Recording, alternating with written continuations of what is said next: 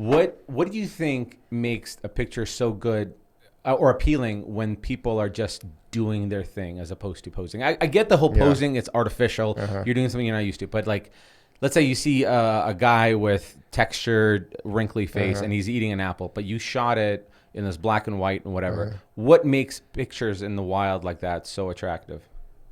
That moment, like, because that's not posed. There's just a guy. I think a lot of times looking at his eyes or his expression, he was just doing his own thing, thinking about whatever he was thinking. He wasn't aware of a camera, and that moment just brings you back. Like when you travel, you would have walked by and seen that, and it would just kind of register in your mind, like, oh, that's cool. He's an interesting looking guy. But now that you see it, someone took a photo of it and it froze that moment, that makes you stop. Like, oh, like, I wonder what he's thinking. I wonder what he's... Yeah, it just makes you stop and think a little bit more about the photo. Versus a nice photo of just scenery, there's nothing really to think about. Like, I'm just thinking of Instagram. You're just like, yeah, okay, cool. Another waterfall, another mountain, add a person to that photo or an animal or something. That makes you kind of like, oh, something more to it. Why do you think that we stop and look at a picture that you captured of somebody in the wild doing the thing versus walking by that person doing the wild? Why don't we stop? And the same way we would sit down and appreciate a waterfall, like on this bench, and we just watch it for a minute, or a sunset. Why do you think we don't do the same when, like, almost like an intentional version of an artistic way of like people watching? Yeah, I mean, people love to people watch. I think like the whole like, oh, you go to Paris and you sit in a cafe and you people watch is awesome.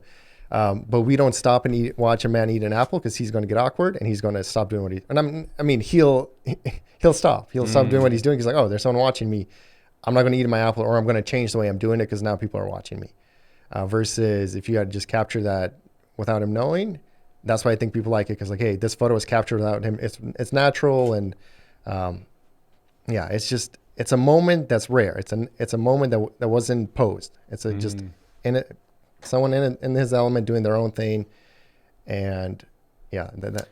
Have you ever thought about more of like a deeper meaning behind like when you capture a picture? I don't know if I'm just getting a little too like weird about it, but I have these moments, and you're a dad as well of 3 kids now, and we have this little Aura electric, one of those digital frames, and then we just upload it through our app.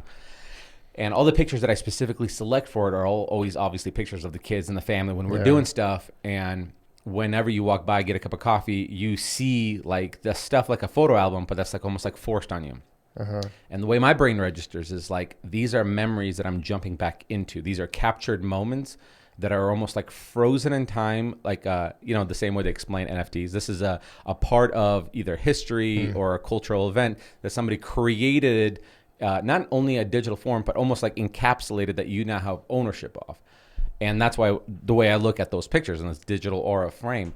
Do you have any kind of like of that like frou-frou, like spiritual like feeling of like, this is a memory of a person doing a thing? This is a moment caught in time that could almost be its own and like has more value than you think you would. I mean, I think most photos, there's a lot of times Julia will mention like, hey, remember this moment 5 years ago or something. And the only way I'll remember it is there's a photo. It's crazy. Like, photos will trigger something in your brain that's like, oh, if there wasn't a photo, you wouldn't remember this moment. But the fact I don't know if it's because maybe I took the photo or if it's maybe Julia took it and I've seen it a few times and it just sticks in your head. Lots of times that's happening. I'm like, that's a big thing for like, okay, I should be taking way more photos of my kids, because if it's like that, I want to be able to remember a lot of things. I'm just like, we just had a birthday party for our youngest. It's just too busy, too much stuff going on. I didn't even pick up a camera. It's just got to get this, do this, say hi to everyone. I'm trying to think back to the party. The moments that I remember are the ones that I've seen photos of. That Julie took photos and I've seen it. It was like, hey, when he was eating his cake, I know there's like 5 photos. And that's what like registers in my head is like the photo.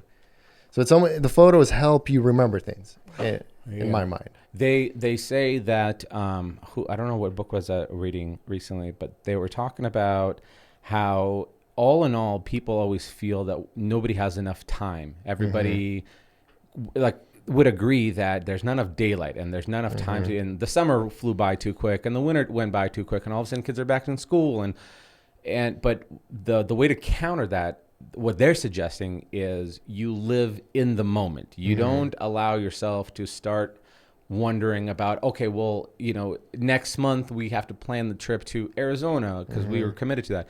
like what they're saying is, and I've tried this actually very mildly this last couple of trips that we've taken, and we were on this lake, we were in McCall with the family, and I would just sit there and I'd be like, okay, don't think about what you have going on for work tomorrow or the next day. Just try to be present in the moment and like suck in the air that's here.